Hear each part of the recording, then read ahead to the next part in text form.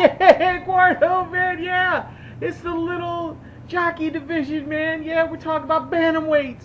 And this has two of them. It's a pretty big fight here. I believe it's kind of like a tournament that they had going on in the bantamweight division. And the winner of this fight will then go on to fight Nonito Donaire. I believe that's how it's working out, but don't quote me on that. I mean, Donaire's had some problems. He really hasn't capitalized on his big wins yet. But this is between Joseph Agbeko and Abner Mares. And in this, it's for the WBC and the IBF bantamweight belts. And the WBC is like some color. I don't know what color belt it is. It's magenta this week. I don't know. But going in, this is for August 13th. I'll break down both fighters, give my prediction at the end. I'll start out with Joseph Agbeko, who's 28-2-1, or 28-2, 22 knockouts, and he's avenged a loss to Yanni Perez. There was a knockdown in there, headbutts, and it was just nasty. He avenged all that. 6 of his last 9 fights have went the distance though, and he's lost twice of those. So the power isn't quite there like we thought it would be, or should be. And he's still got power of note, but it's not amazing against top competition. 73% KO ratio. As I said, that's in the bantamweight division. It's still pretty good.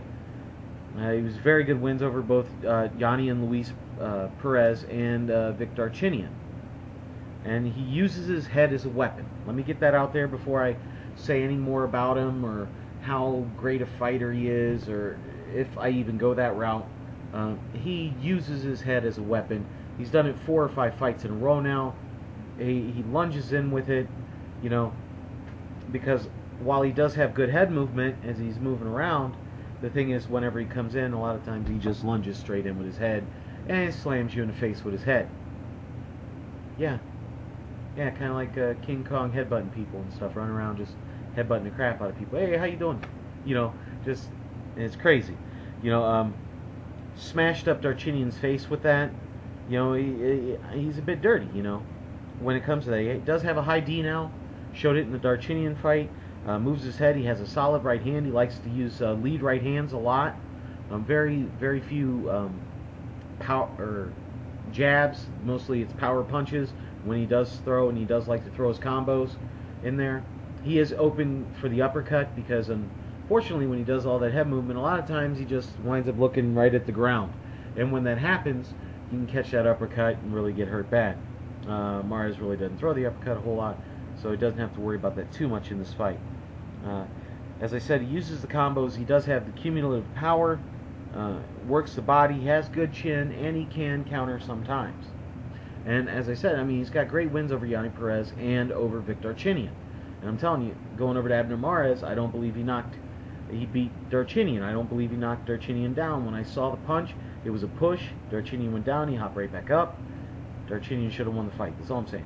He was also deducted points, so this kid isn't exactly a clean fighter either. He'll smack you in the coolions a couple times, you know what I'm saying? It's like, hey, how you going? How you walnuts doing? Let me check them for you, And lone blemish on his record, though, is a draw with Yanni Perez.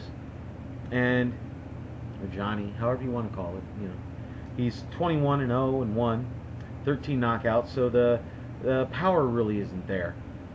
He had the majority decision over Darchinyan, but you know how I feel about that, but maybe I'm partial to Darchinyan. He is my favorite angry jockey. Chin, you have to question. He was dropped by Darchinyan. His power, as I said, is okay. If you want to go out and say, oh, he did knock Darchinyan down, it does take a pretty dang good shot to put Darchinyan down. He does pump the jab. He throws 1, 2, sometimes 3 at a time when he's doing that.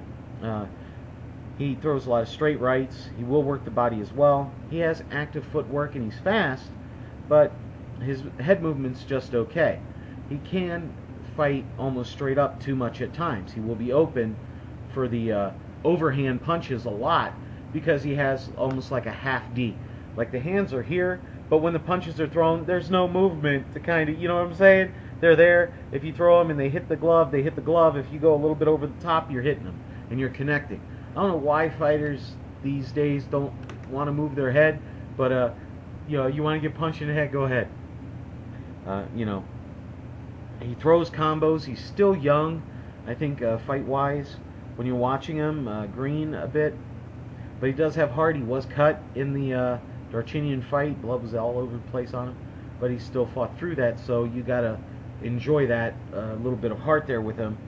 And yeah, that's pretty much it for Mares there. You know, breaking him down and stuff. These are really tiny guys. Weigh as much as both of them put together. You know, so I mean, when you look at it, how do I think it'll go out with as close as these guys fight and the way they've been in there?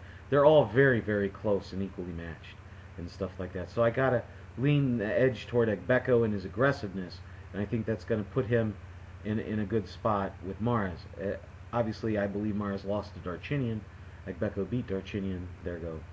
You know, I'm just saying the way the styles match up and stuff. I think Agbeko's speed and his movement and stuff like that is going to work well with Mares. So, and that'll be a great fight. Agbeko against Daenerys. That'll be pretty exciting. I'm just saying. I'm not saying it's positive. I'm not saying that's going to happen like that. But there it is. My majority decision for Agbeko. So please comment, rate, subscribe. Tell me what you think. Be my friend. Be Eduardo's friend. Everybody, let's just be friends. Let's all get along. You know what I'm saying? Anyway, there you go. All right. Bigragu. I'm out.